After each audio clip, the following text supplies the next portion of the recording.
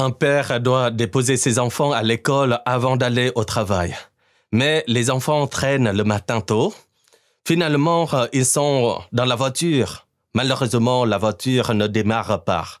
Et sa femme lui dit « Je t'avais dit qu'il fallait remplacer la batterie. » Ses enfants se disputent à l'arrière. Là, il craque et se met en colère. En route vers son bureau, après avoir déposé ses enfants, il tombe dans un embouteillage.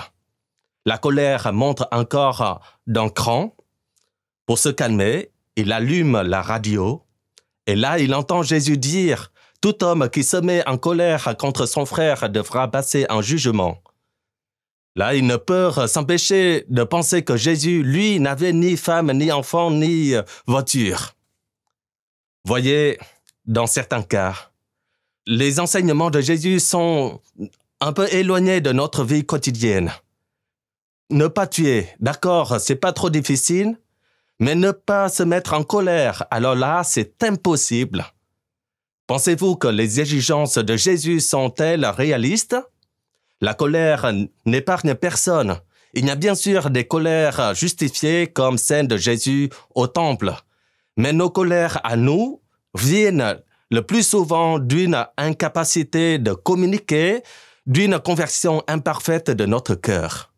Ce n'est pas pour rien si Jésus relie la colère au meurtre, car une seule colère peut tuer notre relation à l'autre.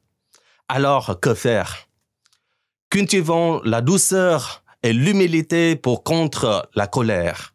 Saint Paul apôtre nous dit que la paix, la joie, la maîtrise de soi sont les fruits de l'Esprit Saint, les fruits du cheminement spirituel.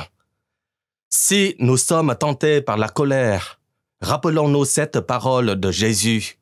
« Devenez mes disciples, car je suis doux et humble de cœur.